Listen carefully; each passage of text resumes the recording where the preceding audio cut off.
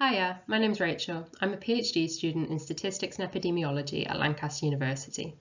I'll be sharing with you part of my research into evaluating integrated care services for chronic respiratory disease patients. So let's start with a bit of background. Chronic respiratory disease represents a significant burden to society and the NHS. You can see a few facts and figures on the slide. CRD disproportionately affects disadvantaged socioeconomic groups due to risk factors including smoking, air pollution, and occupational hazards. This is particularly true for COPD. CRD benefits from early diagnosis and good management, and caring for these patients is a key area in the NHS long-term plan. Integrated care can mean different things to different people. So, just to be clear, I'm defining integrated care as follows. The separate organisations that care for patients acting as one to provide coordinated and patient-centred care. Evaluations for integrated care initiatives have historically produced mixed results. Part of this is simply down to the broad definition. Different approaches will work for different scenarios. But another significant factor to consider is the difficulty in choosing outcome measures that are able to quantify the success of often complex initiatives. This issue is exacerbated by data availability barriers, particularly for non-hospital data. The study area of this research is the Morecambe Bay in the northwest of England. The Morecambe Bay CCG serves a population of just over 350,000, with 35 general practices and 3 hospitals. The CCG has a diverse population socioeconomically speaking. For example, if we look at mortality rates from COPD, the CCG on the whole is about in line with the national rate. However, if we zoom in on smaller areas, we can see that the South Lakes, a relatively wealthy area, averages out areas of quite severe deprivation. Barrow and Furness, for example, contains some of the most deprived communities in the country.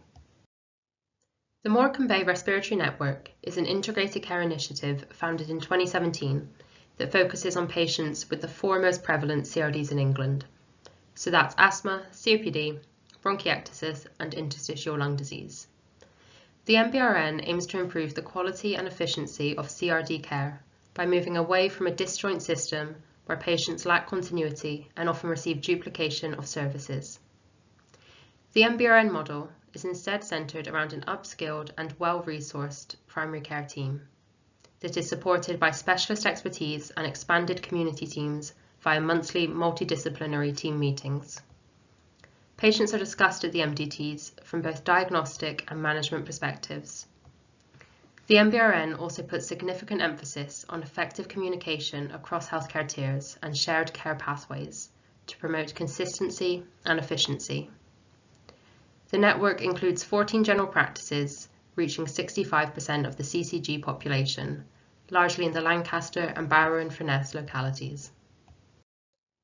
I have access to the Community Data Warehouse, which is a huge store of routinely collected healthcare data for primary, secondary, and community care services that are carried out across the Morecambe Bay. The slide shows just a sample of the types of data available.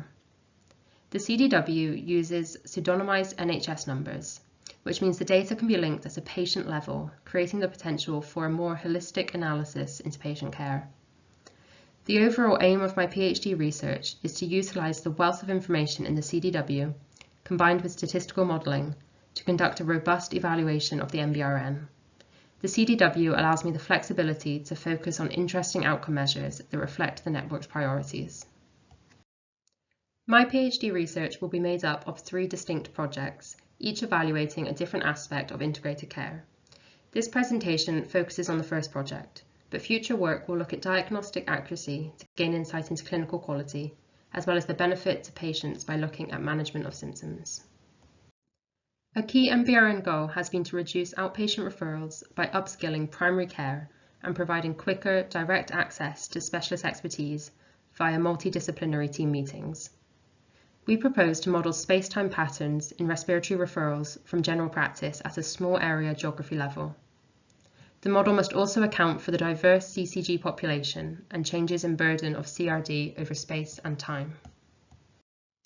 For the outpatient referrals model, we consider data for GP-registered individuals 25 years or older. The The spatial units are 204 of the lower layer super output areas within the Morecambe Bay CCG boundaries, and data is aggregated annually between 1st of April 2012 and 31st of March 2020, the end date being determined by the first COVID-19 lockdown in England. This is the model specification. The outcome measure is annual number of new referrals from general practice to a relevant respiratory clinic. The CDW allowed us to filter by clinic name to choose those of most relevance to the MBRN. We identified just under 9,000 relevant referrals across the study period. We also include an offset term for number of CRD patients. By including an offset term, we essentially transform our outcome measure into a rate, number of referrals per number of patients. This allows us to study the actual referral behaviour rather than creating a model that is simply acting as a proxy for prevalence. This can be a particular issue in integrated care evaluations because initiatives often identify an unmet need in their populations, leading to an increase in service usage. This offset term controls for such changes. We include control covariates for age, sex, distance to hospital, and COPD prevalence, the latter acting as a proxy for deprivation and ill health. We include a factor variable for year, a covariate for MBRN intervention, and then an interaction term between the two, which will be the main measure of MBRN impact. Please note that because this is an LSOA level analysis, the MBRN covariate represents the percentage of the LSOA population that are registered as a GP that entered the network from 2017. Finally, we include a random intercept term for LSOA. The model is specified as a Poisson generalized linear mixed model, and parameter estimation is carried out using Markov chain Monte Carlo methodology. I'm going to take a quick sidestep from the main research to briefly mention some additional methodology that may be of interest to anyone who works with routinely collected data. The CRD patients for the offset term in the model were identified from primary care records. However, the primary care records in the CDW have multiple sources of missingness and bias. There are three main issues. The first is that two GPs are not in the CDW data sharing agreement, which creates spatial gaps in the data. Second, GP registration end date is missing for all individuals, so we use last interaction with primary care as a proxy, which is likely to be a fair bit earlier than the true date. Finally, we also do not have patient address history, only their current address, which basically just puts a lot of people in the wrong place at the wrong time, which is far from ideal for a spatio-temporal analysis. NHS Digital has released GP-registered population counts at LSOA level since 2014, so I know that the LSOA GP registers in the CDW can be anywhere between a 40% overestimate and a 60% underestimate. For 2014 onwards, to address this issue, we make a simple adjustment by assuming that the prevalence in the CDW is accurate. It's just the raw count that is biased. For the years prior to 2014, before applying this adjustment, we first use a spatio-temporal conditional autoregressive model to predict the NHS digital population. If we had not adjusted the offset term, it would have particularly impacted temporal trends. For 2012, we estimate that the CDW is missing almost 4,000 CRD patients. This has been a very brief overview, but I'd be happy to take questions if you'd like to find out more. Here is the table of results for the referrals model. Don't panic, I'm only going to pick out a few key observations. First, note that COPD prevalence is negatively associated with rate of referral. This agrees with existing literature that the most disadvantaged often have lower probabilities of seeing a specialist. This study can't comment on the exact reason for this in the Morecambe Bay context, but it does highlight an opportunity for integrated care services to reduce access inequalities by bringing specialist services closer to home. Once all other covariates had been adjusted for, including the MBRN, most of the year variables are insignificant. This suggests that changes in number of referrals over time is largely explained by changes in the size of the patient cohort. In the years prior to MBRN introduction, the LSOAs that went on to receive MBRN intervention in 2017 did not appear to have a significant consistent difference in referral rates at baseline, once all else adjusted for. Two of the years, 2012 and 2015, are borderline significant, yet one is positive and one is negative, which just highlights the fluctuations that can occur year on year. In the activation year of the MBRN, 2017, there was no significant change. In 2018, the second year of the MBRN, an LSOA with all of its population registered at an MBRN GP was significantly associated with a 32% reduction in referrals compared to an LSOA with no MBRN intervention. In 2019, this increases to a significant 41% reduction. This plot helps us to visualize the evolution of the interaction term over the study period.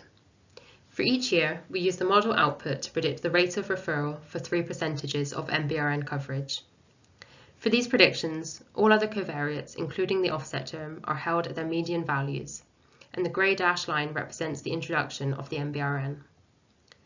So from 2012 up to the activation year, the prediction intervals are consistently overlapping, suggesting no significant difference in referral rates. Then in 2018, they begin to separate, with the 0% interval continuing in an upward trend and the 100% interval decreasing.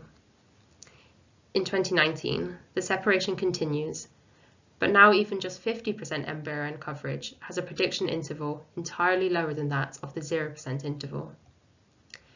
The median predicted referral rates in 2019 for 0% and 100% MBRN coverage are respectively 4.3 and 3.0 per 100 CRD patients.